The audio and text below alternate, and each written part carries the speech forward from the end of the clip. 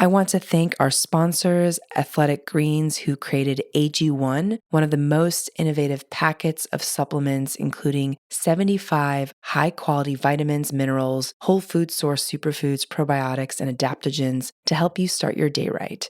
These ingredients support your gut health, your nervous system, your immune system, your energy, recovery, focus, and aging.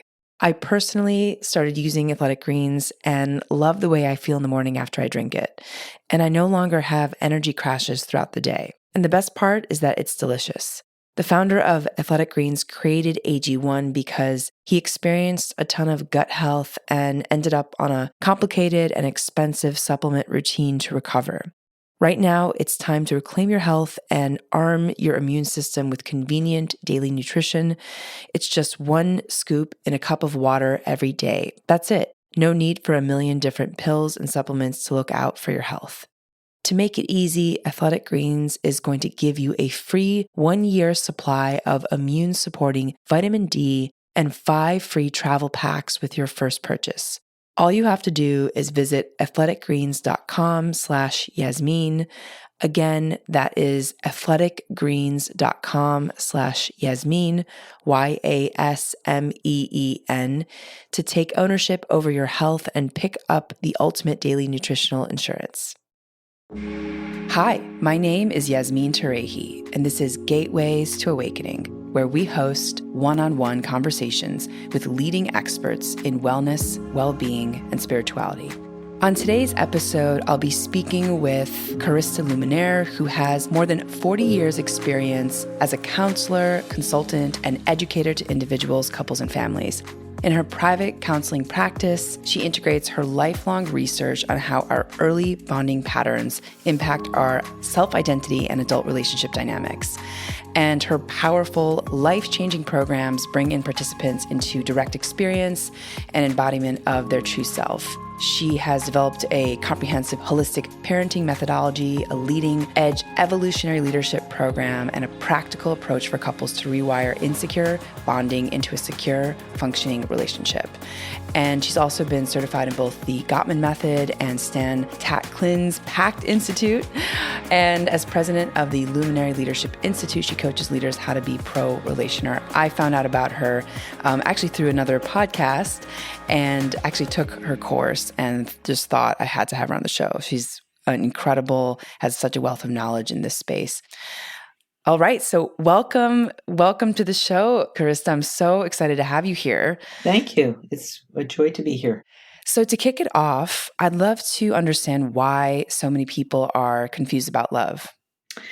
Well, most people learn their experience of love through their primary attachment figures, and that means whether the attachment figure is present or not. Some people have negligent attachment figures, usually, one or both parents, or they may have multiple parents, step-parents, maybe come through their first experience through adoption. And so that early bond really defines our first experience of what love is and what love isn't. So if I ask people what their definition of love is, they usually draw a blank, or they'll come up with a few virtues or qualities. And so I've really tried to help people understand how their early attachment style affects their adult intimacy dynamics, and to clarify their own particular experience of love, how to define it.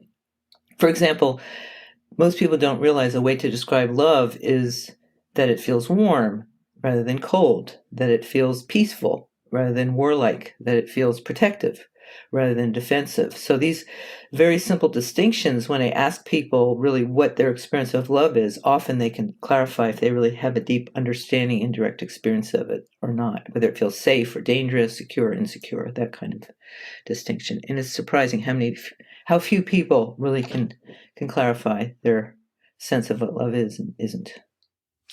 And when do people usually reach out to you in their kind of relationship evolutionary cycle? I mean, is there kind of an age group or a gender that reaches out? And, I sort of just think about my parents' generation, where it didn't feel like there was a lot of understanding about regulating the emotional world and what that means. So I'm just curious, do you have I have the whole spectrum. Okay. I work with teens. I work with tweens. I work with those who are in their, later adult years and everything in between. My favorite group to work with are younger people, in that I wish I had understood what love is and what love isn't. I would have been a lot more discerning to know when I was in an unsafe or insecure situation, that this was where I tolerated a lot of the experiences because that's what I grew up in and it was familiar, like family. And so now that I understand what love is, I probably would have along the way chosen different partners or not endured a lot of codependency or narcissistic behavior, because in my family that was very normal and was the role I played. So let's talk about the 4 attachment styles, because I think that will kind of set the tone for the conversations on codependency and narcissism. What are the 4 attachment styles? Yes, so this was another distinction that wasn't out in the day when I was younger. I'm now 66, and it's based on the early work of John Bowlby and Mary Ainsworth in the 1950s. The attachment approach has now become quite mainstream. It was esoteric back then. In my dissertation, I used a lot of it back in the day. And so I call it the 4 love styles. It's just more relatable rather than attachment style. But if you hear me use each term, they're synonymous. So the 4 attachment styles are secure attachment, insecure anxious attachment, insecure avoidant attachment, and traumatic attachment. Would you like me to go into some of the distinctions and differences? Yes, please. And also if it's possible that people can have more than one. Oh, yeah. Well, they usually dominate one, but I'll answer that afterwards. Ask me that again. So the secure attachment style means that minimal, 80% of the time, 4 to 5 interactions, one feels in relationship to the other person safe, loved. I'm a priority for you. Those are the general experiences. They feel loved and trust and honored. And this sense of we create security for each other. The relationship's a priority. We're available to soothe each other's distress. We empower each other's true self. It's like, you're my go-to person. Now, 80% of the time is minimal. That means, yeah, the other 20%, are we, threatening each other and scaring each other? No.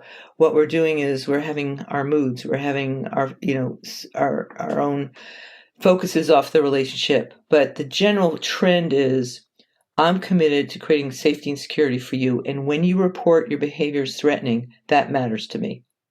Even if I didn't mean it, even if it's your childhood wounding, your sense of security is a top priority for me. The next 3 styles are primarily what happens when we're triggered or co-triggered. We go into fight or flight. There's a whole understanding of this in the brain science I can talk about if you want. But in general, we go into insecure anxious, which is those that feel insecure anxious have a general feeling of abandoned. This feeling of, when I get triggered, I feel you don't care about me. You don't want connection with me. And the insecure anxious needs this deep connection, knows they need it, but does not know how to get it. And they're usually feeling, I'm not important to you. I don't know if I matter to you. And there's a preoccupation. It's often called preoccupied, insecure, anxious. And their general tendency is to attack, to provoke, to complain, to criticize. So the anxiety is, the connection's gone. I feel anxious about it. I've got to do something about it right away. Usually the criticizers and the ones who escalate. Often women, not always. Their general feelings are fear of abandonment. I feel anxious when I don't have the connection. And until it gets resolved, anxiety dominates. The second insecure attachment style is insecure avoidant. That means when I get triggered, see you later, just like the word says. I withdraw, I ignore, I hide out. I, the avoidant, will shut down, usually more logical, usually avoids conflict. And underneath it is the fear of rejection. There's a feeling of hopelessness, usually cold, numb, and stuck. And the feeling is, I don't need anyone. Just, I'm not good enough. I will just self-regulate because being in connection is too threatening, too overwhelming. I get flooded easily, and I'm avoiding other person, insecure avoidant. And the third insecure style is called insecure traumatic. Some people call it disorganized. It's usually a traumatic reaction when one gets triggered that's disproportionate to what's really happening, because one's really in some PTS memory of something earlier that overwhelmed the psyche. And the general feeling is, I don't feel safe with you. Most of the time you feel scary. I need to protect myself from you. I need to hide from you. I can't control anything. You, other person, feel dangerous, usually coming from childhood conditioning, where one of the parents were very punishing, addiction, abuse, where there was total unpredictability. And the child felt threatened and desperate, most of the time terrified. So this feeling is, when I get triggered, you, other person, you, my adult attachment figure, which our partners become, leave me feeling really afraid of you most of the time. And I have a tendency, my behavior is to explode with emotion, overreact, sometimes be highly illogical, or that's more the insecure anxious, or the insecure avoidant version would be more paralyzed, collapsed, or frozen when I get triggered. So usually the insecure traumatic, this third one, is on top of one of the other two insecure styles. So you're insecure anxious with traumatic in addition. You're insecure avoidant with traumatic in addition, meaning when you get triggered, your version, your behaviors are highly inflamed in the particular attachment style. Like the insecure anxious, you're highly exploding with emotion. The insecure avoidant, you're going to the paralyzed, collapse, deep freeze, illogical reaction. Wow. Oh, that's so fascinating. And like, what sort of behaviors in childhood create these kind of polarities in people? What kind of behaviors in childhood regarding? Like with like the relationship with their primary caregivers, like how do people become anxious? How do people become avoidant? Usually one or both or more attachment figures, if they have grandparents or they have other attachment figures, step parents. One of those parents, how the child bonds with them actually sets the blueprint. So if the child cries out for distress or wants to be soothed, and the parent cares for them, makes their distress a priority, and says, I got you, honey. I'm here. You're safe with me. That will create more of a secure attachment probability. If the parent, one or both, will ignore the child, sometimes be there, sometimes not be there, that often creates the insecure anxious. In other words, the parent's unpredictable. I call it ambivalent or unpredictable love. You're there, but when you're there, you are unpredictably disappear when I really need you. And even when you're there, the child can't stay at peace. I feel anxious that you could be leaving at any moment. And that plays out with partners who act that way. And the insecure avoidant is very similar to when the child cries out for help, distress, being reassured, the parent avoids them, lets them cry it out. And the child goes, forget it. When I need help, when I have needs, no one's there. I'm not even going to bother to need other person. I'm going to become independent and just take care of myself, because depending on someone hurts so much. The rejection, the avoidance of me hurts so much that I basically am going to let go of even needing that in my life. And that's why when they meet partners and they start getting a relationship, when that partner overwhelms them, they actually don't have the skill set to know that what their needs are, to lean on someone, to depend on someone, to actually hold someone else is what love actually does. They don't know what secure attachment is. It's a lack of understanding that being interdependent and being held and cared for and seen by someone is actually what love is, because they were ignored. Wow. And fascinating. That's so fascinating. And what about like parents who are like controlling or and I'm super curious. I'm kind of like leading into the question, like, how do people develop narcissistic relationships, or how do they become narcissistic? Like, how does that, maybe you can give an example of like, what does it show up if your parent is a narcissist or if you are a narcissist? Like, how does that happen? Well, narcissism is basically describes people who are focused primarily on themselves. And it's usually more the avoidant types in general. And they have a tendency to seek attention and approval and admiration from the outside because they feel insecure on the inside. But their compensation is they feel superior to people. And they don't care about other people's feelings. They usually get what they want, often not caring about impact on other. And their relationship presence is often, when triggered, they get very self-absorbed. That's another synonym for narcissism. And any trait, whether it's narcissism, codependency, depression, anxiety, even a personality disorder, is on a spectrum. So you could have mild spectrum narcissism, moderate spectrum behaviors, severe or even narcissistic personality disorder, which is very entrenched sense of self-absorption. In other words, usually they're non-relational, they're not pro-relational, because I, the self, is more important than other. They usually lack empathy in the more moderate to severe end of the spectrum. That's one way to really know, because they don't really care about the other. And it usually comes from their own wiring, their own conditioning, and their primary attachment figures that was role model to them, one or both or more attachment figures, when they needed them, when it was like, I need you to care, I, child, need you to care for me, parent. The parent disregards the child's needs, has no empathy, and the child learns that this is how one relates. This actually is what breeds codependence often in children, is that the only way I can exist in this relationship is if I care for the parent's needs, because that's when I get love. But if I need the focus on me, it's my turn. It's what I call what about me for the codependent. The attachment figure or the partner later in life will often, if they're narcissistic, won't really read those cues, won't respond to the other person, the other person's needs. And that's usually what I call, and is often called, narcissistic wounding. In other words, parents wounded us in terms of our understanding what to expect from another, that our needs are equally as important, our sensitivities are equally as important. If the parent didn't respond to our needs, we often don't know that. So we can either become like them, which will mean that we're repeating the behavior of being self-absorbed with our later life partners and children, or we'll do the opposite because we played a role of doing the opposite in order to keep the connection with the narcissistic parent. And that is often what creates codependent behavior. Wow. And could we also talk about, I think you called it covert narcissism versus, like, what's the sort of difference between these two? Right. You and I were talking a little bit beforehand, and there's a garbage truck coming up my street. If you hear a little noise, it'll go quickly.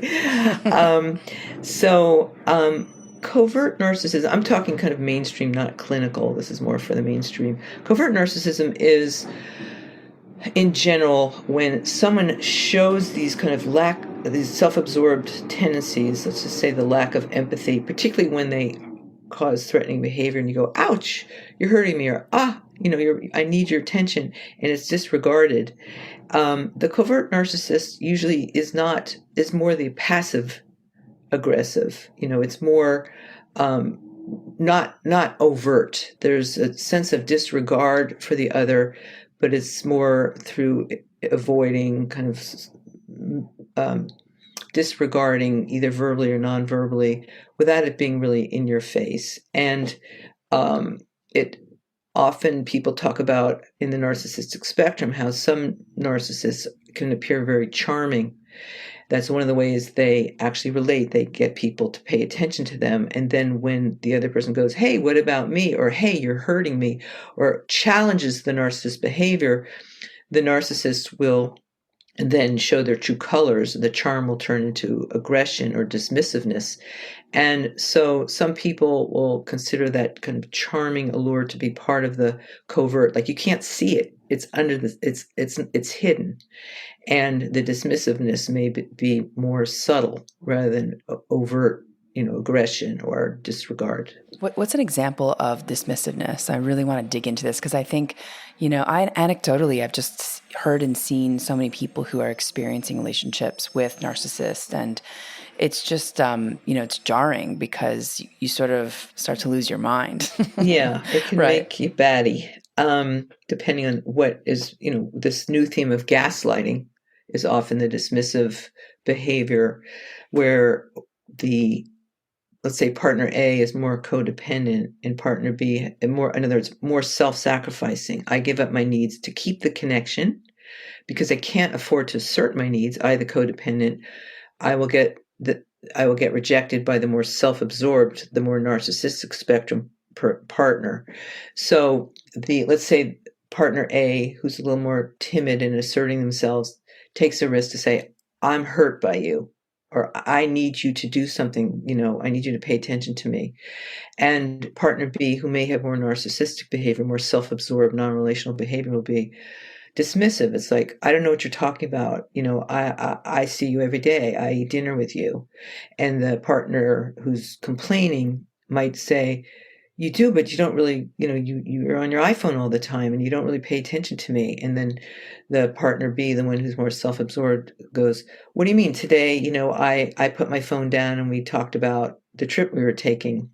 And the other partner goes, yeah, but you were kind of nasty, and you didn't really care for my feelings and needs. You made it all about your own. And then the narcissist will somewhere find some way to negate those needs and that commentary for connection, and lack empathy about their cold, more intellectual, intolerant style of communicating, and kind of pick apart what's really happening without really caring that the other partner is going to distress and needing more care.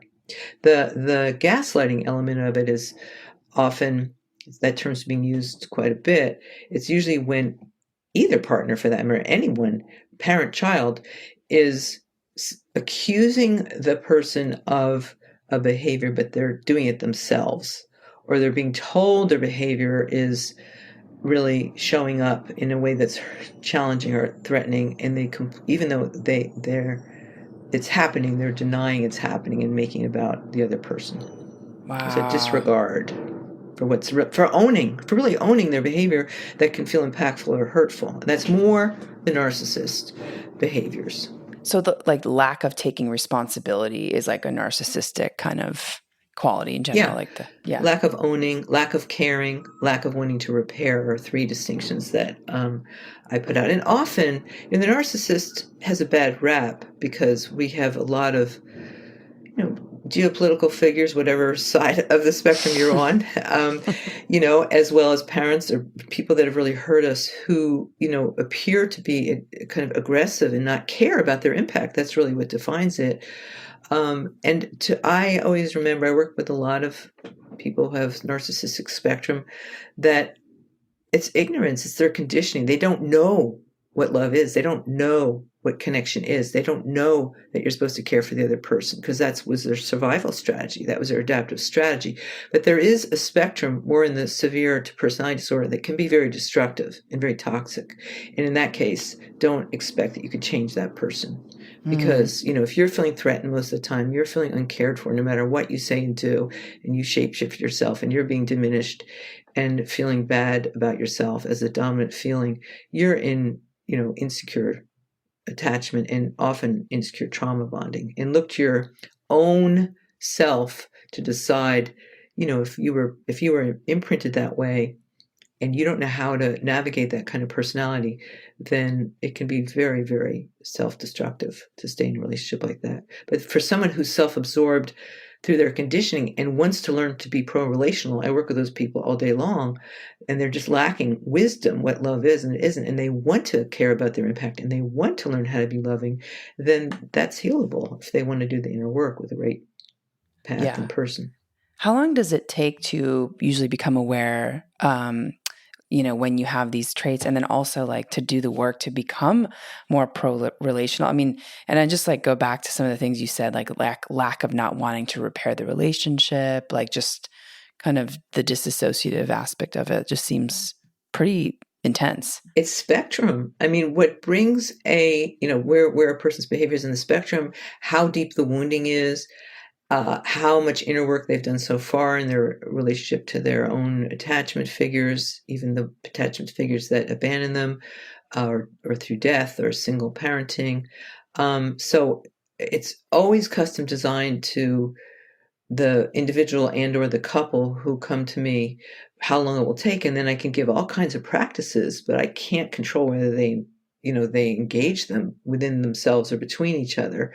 Some people that come to me, and usually at a crisis in a couple, usually what brings the narcissist with more narcissistic spectrum in is they've been threatened to have a relationship end because the person was so desperate, and they actually are positively attached to that person, and they've just never learned how to be loving, and they want to learn, and they're about to lose that person. That will crack open kind of the unconscious, subconscious adaptive strategy of self-absorption. I've got a number, usually men and some women, who really are like, oh my God, I don't want to lose her, him.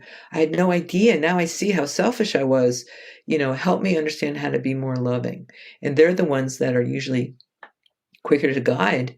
But depending on their wounding and their emotional intelligence and their general intelligence and how they respond to me and the guidance that I offer them, how often they work with me and or other specialists determines how fast it is. I've had people that I was sure would be 3 to 5 years because many of my colleagues who really specialize in more the clinical personality disorder, which isn't my specialty, I'm more like the mild to moderate spectrum.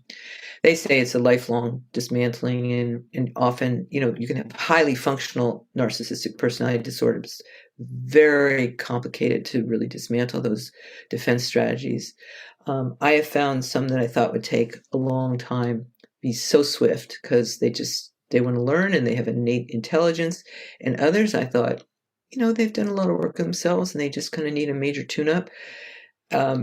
Sometimes their partner won't change with them, or it's more complicated than I thought, or they thought it's connected to a whole bunch of trauma, developmental trauma that has to be attended to over time. And they may work not regularly, and, they may stop midway before they're finished, or it feels too threatening to change and never really get to it. Fascinating. Wow. How can you kind of be aware, like early on, like the signs of narcissism or, this kind of behavior in a relationship when you're starting to date someone? Oh, I get asked that question a lot. It actually makes my heart skip a beat because there's so many people that are blind to what they're, with who they're bonding with. That includes those who are codependent, which I would love to also talk about, yes. are not so easy themselves, being a recovering codependent myself. One of the key themes to look for that makes a very complicated dynamic simple to assess, at least sitting in my side of the screen, so to speak, is as a counselor, is to really look for when one says your behavior is threatening for whatever reason, tone of voice, content of how you express yourself, avoiding me, aggressive, not paying enough attention, whatever the grievance is, that the person who they're sharing their concerns and their feelings with disregards that dismissiveness and makes it all about the person who's needing to be cared for. You're too sensitive, you're too needy. In other words, there's lack of empathy. I don't care that I'm impacting you this way, and I will make it all about you and your problem. And I'm not going to change. I have nothing to look at. When I trigger you, I have nothing to own or repair. That's when I say, don't keep investing. Unless that person, you say, your behavior doesn't feel loving. I don't feel safe and secure with you. I need to get some counseling with you. And if the person says, I'm not interested in counseling, I'm not going to change, and there's, again, a denial of their lack of being able to care, then I say, don't invest. Get out while you can. And is that also true for the covert narcissism? Well, that one it's more hidden. And because that person can have behavior that's charming, or they are somewhat healthy, they have some tendency to know how to connect, or they can be manipulative and appear to be loving and caring until they get their catch, so to speak. So yeah, I mean, what you're looking for is whether the person has the capacity to care. And we all go out of care when we get triggered. It's just how do we then navigate back to each other is often where I can really diagnose whether this is a viable relationship in terms of it being secure attachment or healable. So how quickly each partner owns that they've hurt the other, cares that they've hurt the other, whether they meant to or not, and how quickly they're willing to repair that breach, that rupture, which many people just lack the skill set to know how to do that. But if there's a sense of, the cold, it's like, I don't care you're hurting. You're crying, you're what are you crying for? And the person says, I feel insecure with you. It's like, that's your problem. It has nothing to do with me. So that level of denial is when, whether it's overt or covert, when you're feeling that as the dominant feeling, and when you complain or grieve about it or speak about it, there's just no signal that person's going to care. That's whether it's overt or covert, be aware. Interesting. And then also like holding a grudge, does that also? Holding grudges. Yeah. I mean, again, having been on, both as the person who has been more in the codependent spectrum, often attracting narcissists in my earlier years in particular, who didn't care. Um, you know, I, everyone can go into a grudge. In other words, we get triggered or co-triggered, meaning both are triggered and kind of shut down and get hurt and don't know how to find our way back. If that's the normal go-to, and we hold grudges for more than a few hours, and they go on for days, that is not tenable. I mean, who can feel well when they're being rejected or abandoned like that? What I've found is that most people don't know how to repair quickly. And so secure attachment couples, they fight. They just know how to fight well.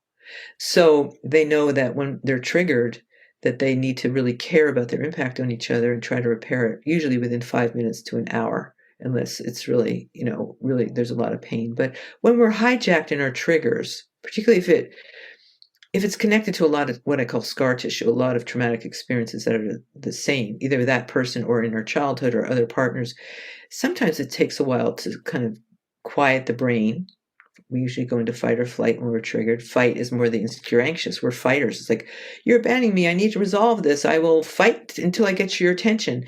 Flight is more, I'm threatened by your behavior. That's more the avoidant, self-absorbed. Bye, I'm out of here. I withdraw. And so, the grudges are usually a result of not knowing how to come back to feel that each partner feels safe to be able to open their hearts and minds. I mean, that's basically a grudge, is a closed heart and mind to really being able to feel connected to the other. Fascinating. Wow. So, Carista, I want to talk about codependency since I know that was the topic that we were going to focus on. But you're so fascinating. I'm just like, wow, eating this all up. It's just really mind blowing. So codependency. So, we spoke about this kind of before the conversation that you mentioned you have healed your codependency and you're kind of recovering codependent. And I will say I sort of gravitate towards that polarity, or I have gravitated towards that polarity in the past, especially, if someone's very avoidant. Mm-hmm. Yeah. So can we talk a little bit about like, how does codependency form? How can we heal codependency? What is it? We can just start there. Yes. Well, I have a saying that is through my observation as a couples counselor for over 40 years and having been in a relationship, serial monogamous for many years, that in general, everything I'm saying is a generalization. Most codependents are drawn to narcissists. It's what I call plug and play. Why is that? Well, if the narcissist is the one that's self-absorbed, the one who's focused primarily on themselves, the codependent is used to describe people who are focused on caring for others, where they tend to abandon themselves. So, and this is more the anxious types in general. So why would they be naturally drawn to each other? Because the narcissistic spectrum person thinks more of themselves and doesn't really want to care for the other person, whereas the codependent, the one who abandons themselves, have found their role in the family system with the primary attachment figures usually by no one cared for my needs, or the primary attachment figure didn't care for my needs. So I learned to be the caretaker in the relationship and get my value and get my sense of love by caring for others and not having needs myself, abandoning my needs, because in a sense, the attachment figure abandoned caring for my needs. I'm not talking about clothing necessarily. I mean, that can happen in some situations, or, food. We're talking about emotional needs, the need to be loved, to feel safe, to feel protected, to feel secure, to feel nurtured. Those are all qualities of what love does and is, to feel that sense of being embraced. And I didn't get that. So I will then give that to the other, to the parent. They want to be put on a pedestal. They want to have me take care of them, or whatever the attachment figure is. So then I choose partners where I play that role, because that's what I learned love is. That can be healed. Yeah. So tell me about the process of the journey of healing, and perhaps you can even talk about your own journey. Sure. I'm just stopping for a minute because it's there's so many ways to answer that question. I'm like, which direction do I go? terms of talking about myself, I'm very open about my process. The process of healing, again, depends on where each person is on the spectrum of any behavior trait, narcissism, codependency, and everything else.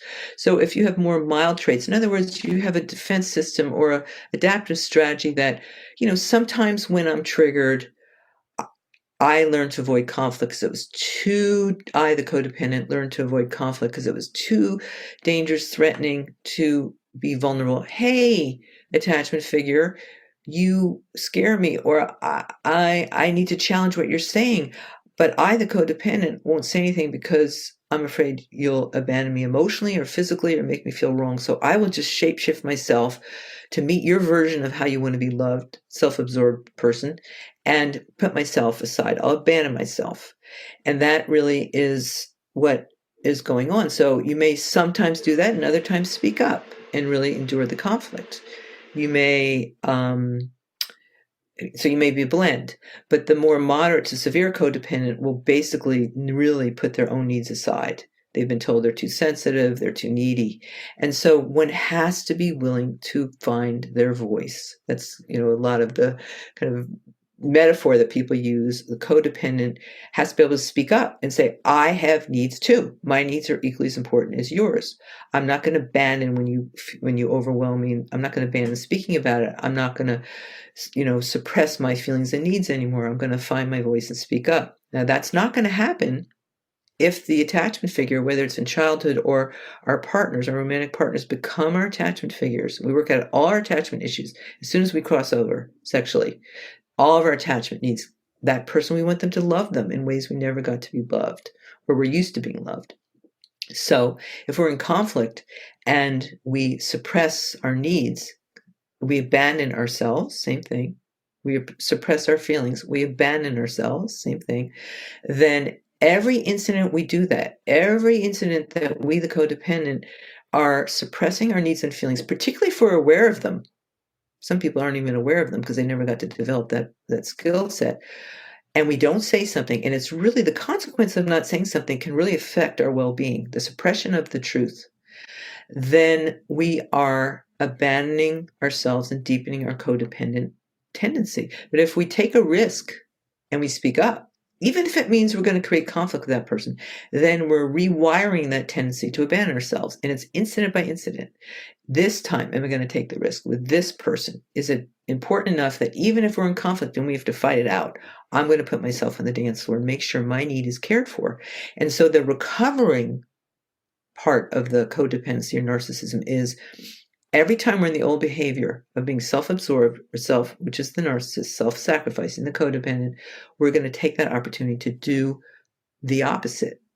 The narcissist is going to learn to be more caring in their response, and the codependent is going to use that opportunity to mindfully and carefully express what they're needing and feeling. And that's where the codependent is confused. That's where often the codependent will suddenly go, I'm going to have a voice. I'm coming out of the closet. It's kind of like a genie that's been corked up, that all those emotional needs, and the cork pops. It's like, gosh darn it, I'm not going to be codependent anymore and abandon myself. I'm going to have a voice. So every time I feel like I'm suppressing myself and the person's not caring for me, I'm going to care for myself and put myself out there. And often in those earlier phases, because they never got to practice it in their developmental years, they can appear as a very petulant toddler, who finally is the terrible twos they never had. I'm going to exist. That's the 2-year-old. And the teenager who rebels against the controlling parent, I'm going to have my autonomous feelings and needs and speak up. If they didn't have that individuation, then they're starting to have it with their primary attachment adult figure. And it can be very messy and they can come out really sloppy. And depending on if that other partner is also codependent by nature or more narcissistic, or is a secure attachment person who can endure and be compassionate towards this growth spurt, then it determines how long the process is. And if they're doing it, with a primary attachment figure, or they're doing it in their life with their colleagues or their children, and how receptive the other person is to care for their needs will determine, whether they get the reward that speaking up is a good thing. So that's generically. I could talk about myself if you want. You can draw a question. Oh, yes. Draw that on me. Yeah, actually, I'd love to ground this in your own experience Sure. and how you were able to heal your own codependency and just, Yes, I call myself a recovering, and I would say now at the age I'm at, well-recovered codependent. And I also would say after 40 plus years working on this thing very mindfully and being highly functioning in my relationships all along, it usually played out with I didn't play out my mothering, it played out with my primary attachment figures along the way. Because I had a narcissistic father who was also very loving, a narcissistic mother, not personality disorder, also very loving. But I played that role of caretaker. Healers often are that way because they get a value out of caring, and they learn to be very attuned to other people's needs. So I found for myself that I had to literally practice every time I understood what was going on, and it wasn't until my present partner, Lion, who I created this course, Healing Narcissism and Codependency.com, the one you took online, when we came together later in life, and I told him that I was in relationships where I had this tendency to be codependent and anxious when it got triggered. And we discovered very quickly that when he got triggered, he was more the avoidant, more self-absorbed, not personality disorder, mild to moderate when he was really, really, really charged. He said to me, I knew he was a very loving being because I knew him as a friend and a colleague, and he's a great community leader. And yet, with his primary attachment figures, some of this narcissistic behavior would come out. And I realized it was really because he really lacked understanding how to rewire himself and how to be pro-relational, that his mother wound was very deep, and he would get triggered and projected on me sometimes. But he said to me in the beginning, I want to learn to be more pro-relational. I want to learn how to be caring when I go out of care. And I know it's a defense mechanism. And he proved very early on that when he would get in that more self-absorbed behavior, usually going into withholding, not, being able to tolerate when we get in conflict, going to his office, and he'd go all day. He didn't, the avoidance, like, whatever, I'm in conflict too much, I'm going to go self-regulate and do my own thing. And that was normal for him. And I go, wait a minute, you're abandoning me. That's too long. And he would show me that when he'd care, he'd come back to care. When he'd go out of care, he'd come back to care very quickly, or he'd go and get work on himself, men's work. He's a big leader of men's work and working with different counselors, or open to me, so that I saw him rewiring incident by incident. And there were so many other wonderful attributes when he wasn't triggered, including his capacity to love, that I was willing to walk him through it. And simultaneously, same with me, I would have to look at where I would go into coing, mild to moderate behavior of avoiding conflict, because sometimes he would remind me when he'd of my parents or of that pain. And so we rewired each other incident by incident. He's very, very vocal. Everything I'm saying about him, we've talked about a lot. We're in a lot of teleseminars together as well as our own, where he talks about being a recovering narcissist. And again, not narcissistic personality disorder. He has a whole book called The Narcissist Primer that he also wrote for men in general. There's some women who vector that way, but we're more caretakers. Just with estrogenic brains, we have a tendency more to be caretakers. So it's usually men, because they weren't taught to be pro-relational, to be sensitive. No one really cared for their feelings, right? They would cry, be like, don't cry, you're too sensitive. It's not masculine, particularly in the older generation that I'm in. So really, the recovery is whether you're in narcissistic spectrum or codependent, insecure, attachment responses that you can't really lace to either of these distinctions. Every time you trigger is the opportunity to either practice behavior that's more pro-relational. In other words, we're all go for being more understanding, reducing threat, being more predictable and safe and secure, more caring in positive ways, more connecting positive ways, or our behavior goes into insecure reactions where we're unpredictable, we're more warlike behavior, defensive, judging, critical. That's what I mean by that. We reject and abandon each other. We ignore each other. We diminish. We suppress. And then we get to decide if we're going to repair that and how quickly we are. So it's not a perfect state when you're recovered. It's an ongoing. So just the last thing I'll say is that absolutely there are times when I find vestiges of suppressing my feelings to avoid conflict, feeling anxiety, not just with him, it could be with other people, colleagues, rarely with friends. I don't attract friends like that, but and I'm self-employed, so it's very rare. But every once in a while, I'll get someone that I'm, even whatever. I'll get someone that is just they're insensitive to my sensitivities. Let's put it that way. And I'm very sensitive, so I have to practice. Am I going to speak up? And if I may just add, knowing I've talked a lot here, sometimes codependents or people in general, it's okay to avoid conflict. Sometimes it's not safe to share your truth or your feelings or needs with the other person because the other person is incapable out of their conditioning. They are not pro-relational. They are non-relational, whoever it is, personal, professional, relationship. And it's wise to actually not share because they're just going to reject your vulnerability. They're going to be indifferent to your exposure of your underbelly or your heart is going to be denied or diminished. So don't speak up. Know your own truth. That's different. That's different to say, I am not speaking up because I know what's going on and the conditions aren't safe. That's not codependency. That's wise discernment. Right. And then in that case, that person should just leave. Right. Well, if I play off your question, leave the moment, leave the conversation, leave the relationship. Those are all different distinctions. I think maybe we can talk about all three because, if you don't feel comfortable to share, then how do you move forward? I'm stopping because again, I can answer that in many ways. So good question. If you don't feel comfortable to share, then you want to look inside and say, is it just because I'm in my old habit of not speaking up and I have to take a risk here because this person is not scary? They're somewhat open. And I know if I speak up, there's a chance I could really get some care and resolution here, or I could care for them. It's worth the risk. And it's uncomfortable because I have a tendency to be quiet and go into, self-suppression. So that discomfort is the one where I'm saying, that's a chance to rewire. If you're uncomfortable because your beepers are saying red alert, this person, feels unsafe or threatening, then the choice is stay in the presence of that person and say nothing, or start small and gentle and test out and see if it's worth, full exposure of what I'm feeling. Or it's clearly not safe, and then I'm either going to walk out in this moment of the room, not go for the fight, not share, or if this is my dominant experience most of the time, I'm going to evaluate whether to stay in this relationship or how much of myself to expose in this relationship.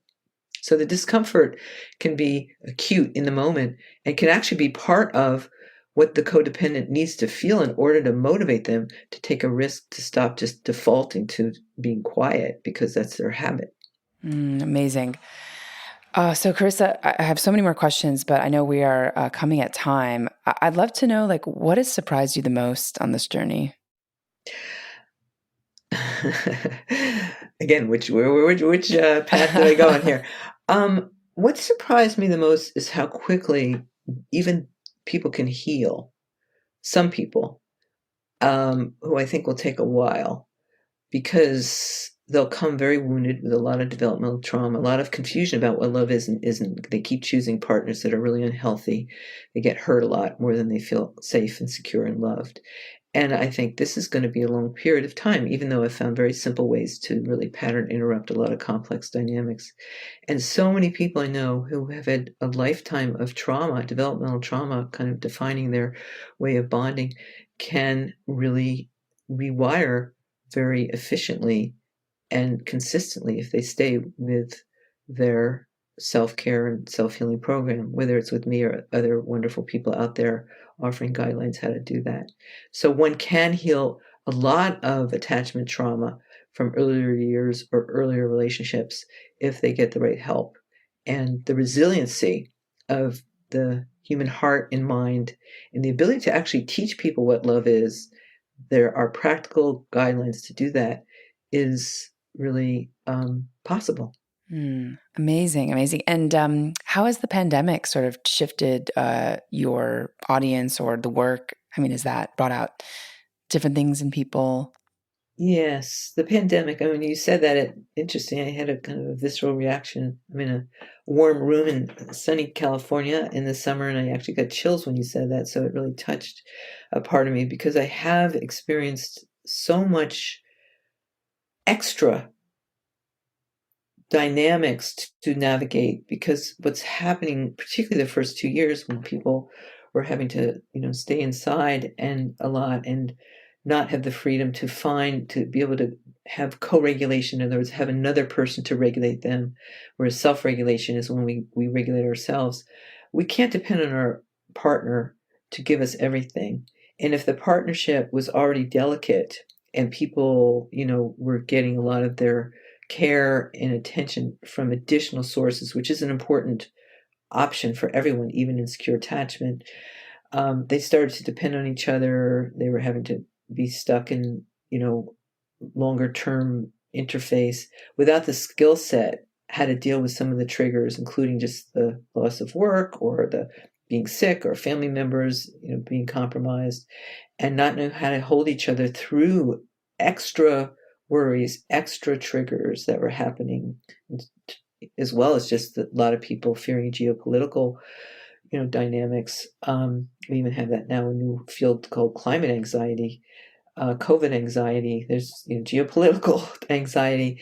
Things are very, very delicate for people's sense of safety and security. So if your partner can't offer you that and you're stuck with them and you're in conflict and you can't go out and get it elsewhere, even through nature or exercise, it really complicated a lot of the insecure bonding and the insecure issues.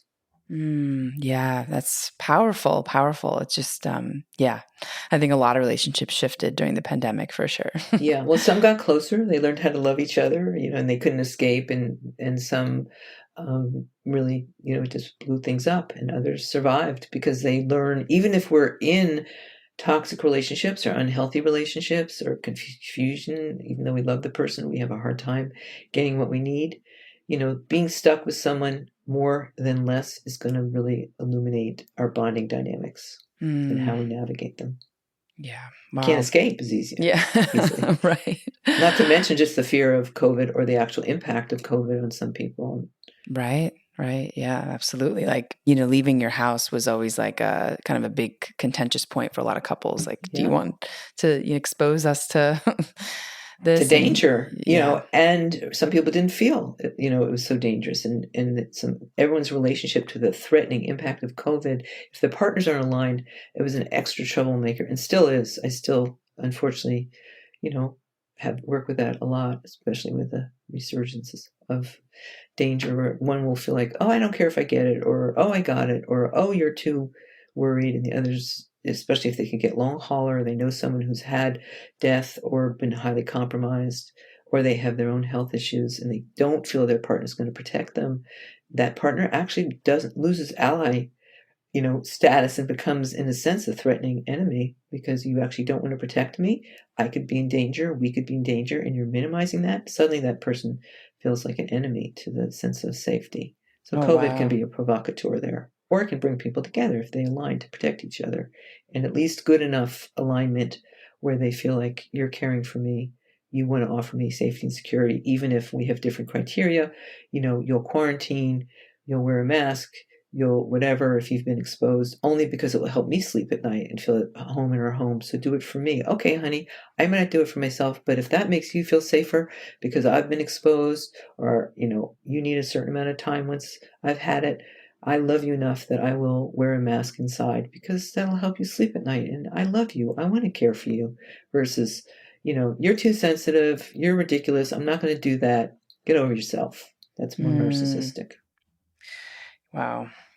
Fascinating. I'm taking so many notes. Carista, are there any resources that you can point folks to in order to learn more about you, your work, your website? Sure. I have a website with my partner line called confusedaboutlove.com, confusedaboutlove.com. Within that, you can see we have several courses. We're about to post a new one in about 2 weeks, but one that's relevant for the codependency and narcissism. If you look under the courses, you'll see our codependency and narcissism also a course. It's a 10-week course, and you can take a whole lifetime or whatever, but it's very generous. It's about It's we started as an intro course, and then people wanted more, so it could be bought in 2 parts, or it's I think 197 for 10 weeks and 90 or 79 or 97 for the first 3 weeks, which are the basics. You can go to the webpage, Healing Narcissism, Codependency.com. Make sure you can either find it through our website or just do that. Make sure you spell narcissism. And Healing Codependency, Narcissism.com. And you can just listen to the free intro on the homepage and see how we define it. Never take the course.